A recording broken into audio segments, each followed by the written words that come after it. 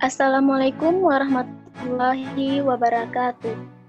Hai semua, perkenalkan kami dari kelompok 13 dengan saya sendiri bernama Ella Ramadhani dan dua rekan saya, Wilda Syahara dan Rodatul Jannah. Di sini kami akan mempresentasikan hasil kerja kelompok kami dengan judul Model Bisnis Penyewaan Ruang Kerja atau Coworking Space. Baiklah, langsung saja. Apa sih coworking space itu? Coworking space merupakan aplikasi penyewaan ruang kerja bersama yang banyak digunakan oleh freelancer dan sebagian besar orang-orang dengan sektor kerja yang sama, dengan menyediakan berbagai fasilitas yang dibutuhkan oleh penggunanya. Adapun masalah dan solusi, apa sih yang menyebabkan munculnya coworking space ini? Di sini kami mengangkat 3 permasalahan. Yang pertama, kesulitan mendapatkan gedung atau ruang kerja, terutama di perkotaan. Yang kedua, harga sewa gedung yang cukup tinggi. Dan yang terakhir, biaya operasional gedung. Adapun solusi yang kami tawarkan, yaitu dengan menciptakan aplikasi yang membantu pengguna mendapatkan ruang kerja.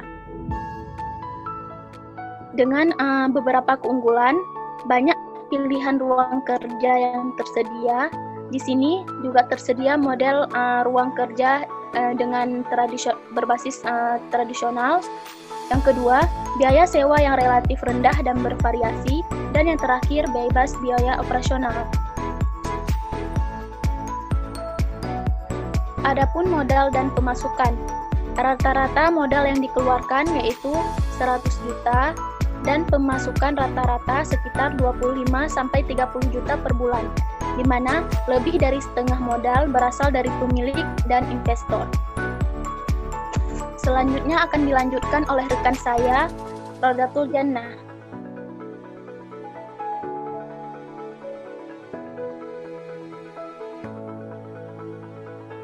Baiklah, saya akan melanjutkan tentang bisnis model kanvas. Bisnis model kanvas ialah suatu kerangka kerja yang membahas model bisnis dengan disajikan dalam bentuk visual berupa kanvas lukisan, agar dapat dimengerti dan dipahami dengan mudah.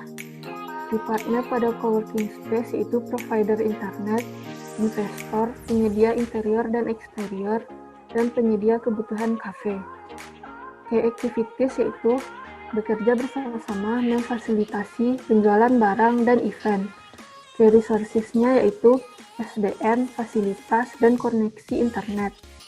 Value proposition-nya yaitu jam kerja fleksibel, fasilitas dukungan, efisiensi biaya, dan memfasilitasi pengembangan bisnis. Customer relationship-nya yaitu host, networking, acara rutin tahunan. Channels-nya yaitu platform media sosial, website, media elektronik, dan event. Customer segment-nya itu freelancer, karyawan, dan pengusaha startup.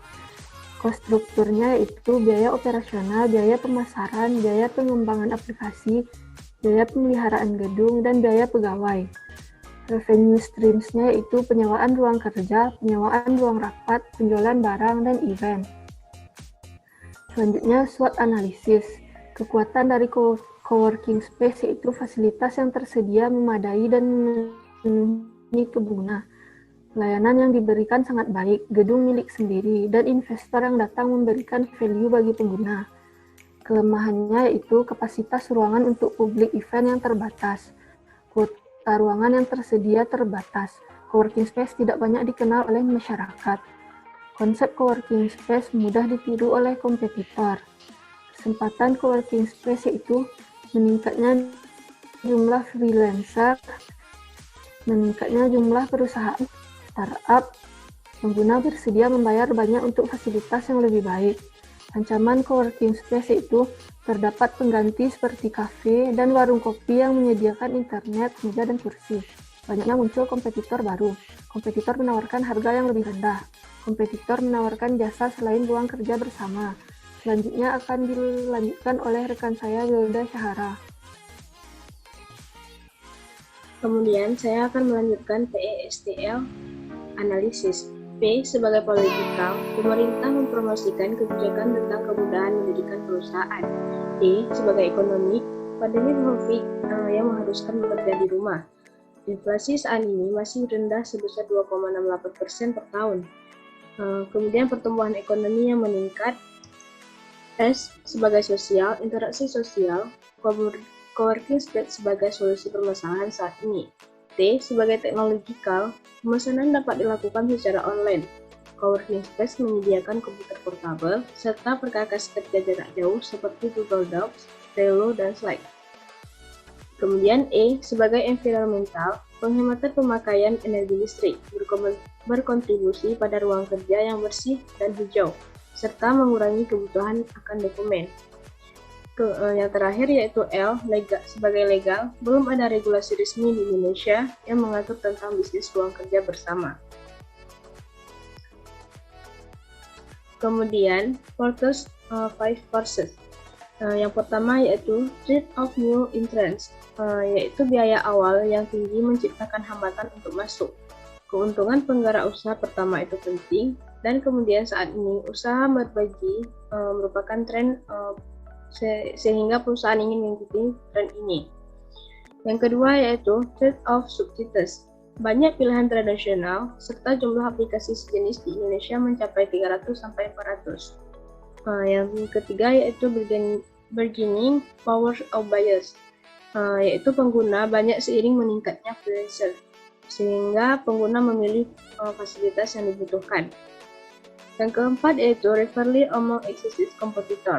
Kompetitor semakin hari semakin meningkat. Keunggulan dibandingkan kompetitor lain, sulit menarik pengguna kompetitor terdahulu, perusahaan besar memiliki pangsa pasar sendiri. Yang terakhir yaitu Bargaining Power of Suppliers.